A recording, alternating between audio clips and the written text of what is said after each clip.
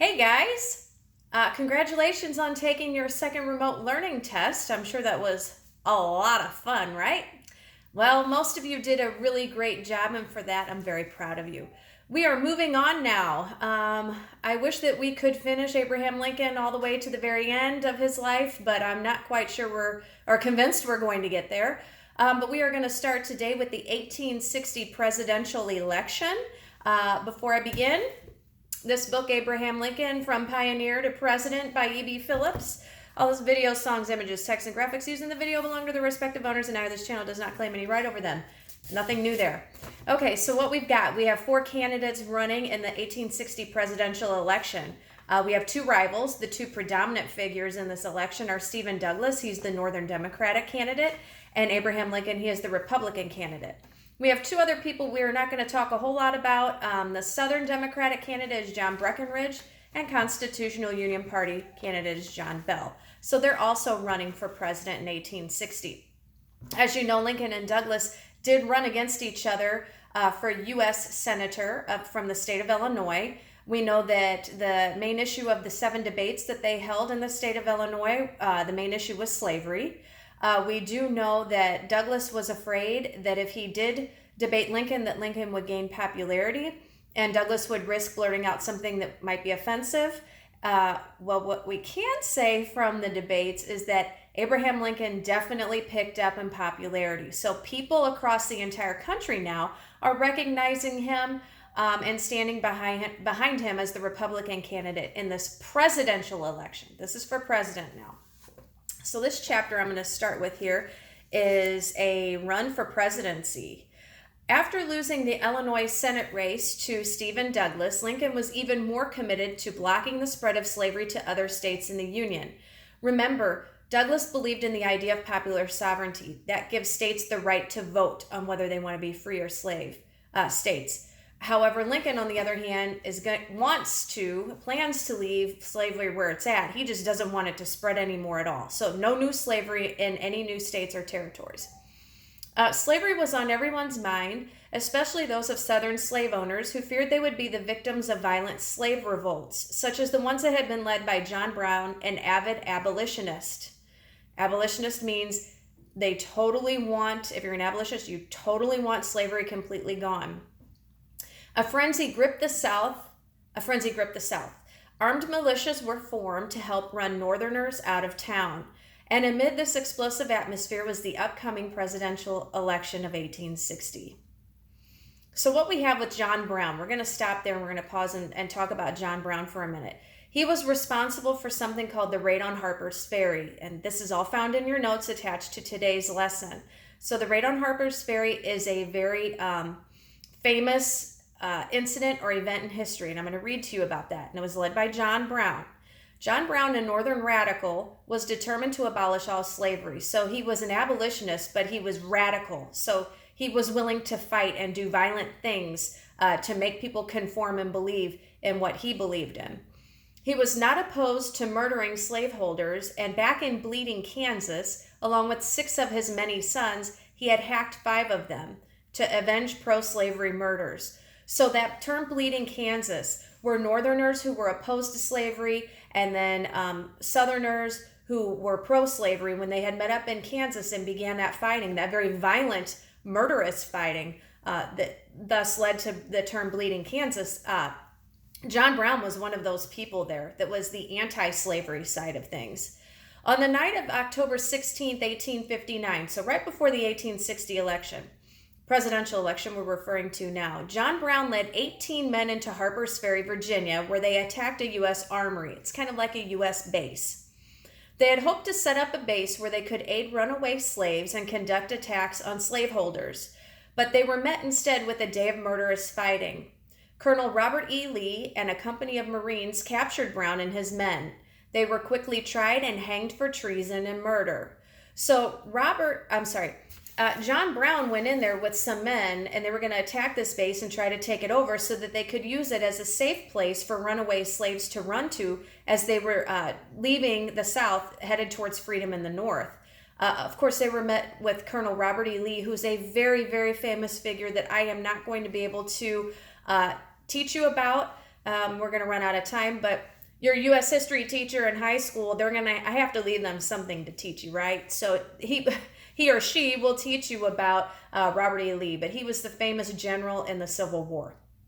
The Southern general, by the way.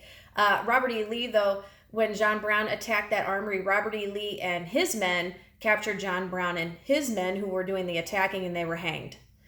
Brown went to death as a martyr and said that he would forfeit his life and mingle my blood with the blood of millions in this slave country. Southerners believed anti-slavery Republicans were behind the Harper's Ferry raid, especially when many Northerners called Brown a crucified hero and went into public mourning. So the problem is right now the general public is blaming the raid on Harper's Ferry on the Republican Party. The Republican Party, the Republican candidate is Abraham Lincoln at this time. Did I say anything about Abraham Lincoln having anything to do with the raid on Harper's Ferry? No, he did not. But public belief was that they thought that he and the Republicans could have been behind this, and they were not. It was just John Brown, a radical. Okay, so we're on the next section. Lincoln is nominated for president. With the Union strongly divided on the issue of slavery, the Union being the country, guys, the whole country, the country approached another presidential election. It was 1860 and the Democratic Party was split. Northern Democrats nominated party leader Stephen Douglas. Remember I said Lincoln and Douglas would be rivals way back when Lincoln first moved to Springfield and lived above Joshua Speed's general store. Here he is again, who ran on a popular sovereignty plank. So Stephen Douglas is saying popular sovereignty is something he believes in, the right to vote, to be a free or slave state. That's kind of his big sort of platform or idea and belief that he's running on. But Southern Democrats wanted John C. Breckinridge, who was then the current vice president, and favored an extremist platform that demanded a national slave code. As a national slave code means that there would be laws and regulations in place throughout the entire country regarding slavery. As for the Republicans, they passed over experienced party leaders and nominated Abraham Lincoln, a dark horse whose only national office was one term in Congress. That was it. Their choice was based on the divisions that had formed over the past few years. They knew anti-slavery Republicans could never win the South, which meant they had to win almost every free state in order to gain enough electoral votes for victory. And we're going to address what electoral votes means in just a little bit. The two other possible candidates were William H. Seward of New York, who was the Senate's most eloquent anti-slavery voice, and Salmon P. Chase of Ohio, who was a famed defender of runaway slaves, but both appeared too extreme. So they appeared to be too extreme for the taste of people who were choosing the Republican candidate. Lincoln seemed to be a little more calm and kind of right in the middle. The party leaders needed a moderate candidate. They looked back at the 1858 Lincoln-Douglas debates and remembered how Lincoln had spoken eloquently against the expansion of slavery. People everywhere wondered, who is this Lincoln we read about in the papers who ran Douglas such a fine race? Lincoln thought about the presidency that autumn as he traveled around the country campaigning for Republicans. He was not openly running, well, not yet, but he was introducing himself to America and was positioning himself for a nomination. As part of his campaign rhetoric, Douglas now claimed that the Founding Fathers had invented popular sovereignty by choosing not to rule on slavery questions. So Douglas says, well, the people who founded our country believed in popular sovereignty because they didn't make any rules on slavery. To Lincoln, this was dangerous nonsense. Totally disagrees. Because if Congress couldn't forbid slavery, could be nationalized. So they're saying that Lincoln's upset because if Congress couldn't say that slavery was bad, then it could end up being nationalized across the entire country, and that would be a very bad thing. And Lincoln wouldn't permit that to happen. If elected, the Republican Party would leave slavery alone where it existed in the South, but would block its spread into other states. In some of his speeches, he made moving comparisons between the hopeless life of a slave and life in a free labor state. I was a laborer, he pointed out, and explained that in a free society, everyone, including a lowly laborer, had hoped for a better life.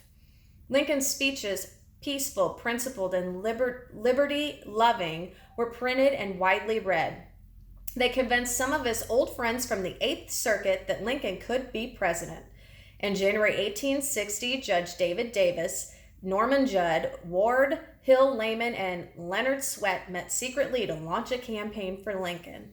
Then in February 1860, a speaking event catapulted Lincoln into the public eye. Lincoln had been invited to address a grand audience of 1,500 at the Cooper Institute in New York City. So now he's out of Illinois, speaking somewhere else. He had spent 3 months researching the speech. Woo! 3 months getting ready for a speech. That's putting in a lot of effort. Perhaps urged by Mary, he even bought a new suit. On the day of the speech, a snowstorm raged outside, but the hall was packed. William Cullen Bryant, poet and editor, presented the tall, thin stranger as an eminent citizen of the West, hitherto known only to you by reputation. Stephen Douglas, Lincoln began, claimed that the Founding Fathers refused to legislate on slavery, but Lincoln countered and showed how 21 of the 39 signers of the Constitution of 1787, a clear majority of them, had at one time or another voiced their opinion and advocated for the control and restriction of slavery to the original slave states. The Founding Fathers had not been silent on the matter, like Douglas claimed. Douglas was wrong. He went on to address Southern accusations that Republicans incited John Brown. Remember, they were saying Lincoln was responsible for the raid on Harper's Ferry. No one had implicated a single Republican for Harper's Ferry, Lincoln said. John Brown's action was an attempt by white men to get up a revolt among slaves in which the slaves refused to participate. That's how he explained that away. Lincoln also tried to present a fair point of view for the South. He said that if Southerners believe slavery was right, then they are not to blame for desiring its full recognition as being right. But thinking it wrong, as we do, can we yield to them? The answer, of course, was no. He ended his speech with a passionate call to duty. Let us have faith that right makes might, and in that faith let us to the end dare to do our duty as we understand it. He brought down the house. That's a good thing, guys. A man who was there said that when Lincoln spoke, his face lighted up as with an inward fire. The whole man was transfigured. Presently, I was on my feet with the rest, yelling like a wild Indian, cheering this wonderful man. The speech would be reprinted thousands of times. Lincoln would go on to give it around New England. Now he was known by many more people. By the time he returned home to Illinois in April, the local newspapers were endorsing the moderate Lincoln, a native son, for president. Lincoln admitted mildly, "The taste is in my mouth a little," so he's kind of getting excited. In early May, the Illinois State Republican Convention nominated him its candidate. It was there that Lincoln's cousin John Hanks appeared with some old fence rails, claiming that Abraham had split the rails himself as a boy. Remember how strong he was, always carrying an axe, they say. Thus the symbol of the homespun prairie hero was born. That year, the National Convention was held in Chicago. The Eighth Circuit crew, directed by Lincoln from Springfield, shrewdly pushed their message. Only Abraham Lincoln, a moderate with no abolitionist ties, could carry the lower North. After 3 ballots, Lincoln won the nomination to run as the Republican candidate for the President of the United States. When Lincoln, waiting in Springfield, got the message, he said, "There's a little woman down at our house who would like to hear this. I'll go and tell her." As he walked the few blocks home, dancing crowds cheered him on in the street. And that woman was Mary Todd, his wife. So I realized at this point, as I went through that, I did not get to the part about the Electoral College. So I am going to record the next video as soon as I'm done with this one, and we will talk about what the Electoral College is. And that's how, even today, still how we vote. So we'll press pause on that. To recap, what's in the notes, and it's going to be on your test. This time, no study guide, okay? No study guide this time for the test. We'll just take the test. I forget what day it is. Someday next week. We have 4 candidates: Stephen Douglas, John Breckinridge, Abraham Lincoln, and John Bell. I talked to you about that at the beginning of this video. We talked about the raid on Harper's Ferry being led by John Brown, an extremist who is very anti-slavery. Him and 18 men attacked a U.S. armory where they were met by Colonel Robert E. Lee, where Colonel Robert E. Lee and his men captured John Brown and his men, and then they were subsequently hanged for treason and murder. We also talked about how Finally, the Republican Party has picked Abraham Lincoln as their candidate for president in the 1860 election. And they chose him based on the fact that he was a moderate, meaning that he wasn't extremely anti-slavery. And then obviously he wasn't for slavery. If he was for slavery, he wouldn't have been a Republican at that time. He would have been a Democrat like Stephen Douglas, who believed in popular sovereignty. So they were trying to pick someone kind of in the middle who had some popularity, who was honest Abe. And Lincoln was gaining popularity at this time. So that's kind of where we're going to stop for today. I do want to say, if you listened to me this far or even watched it at all, I see the numbers dwindling, getting smaller every video I make. But I want to take the time to say that I am extremely proud of every one of you who is dedicated to making sure that you complete the majority of your homework assignments. Some of you have completed all of them for me. You know who you are. I'm very proud of you. I'd give you a high five if I could. High five. I do miss you guys a lot. I'm very proud of you. Keep up the good work. And there will be another video tomorrow. We'll start with the Electoral College. Talk to you then.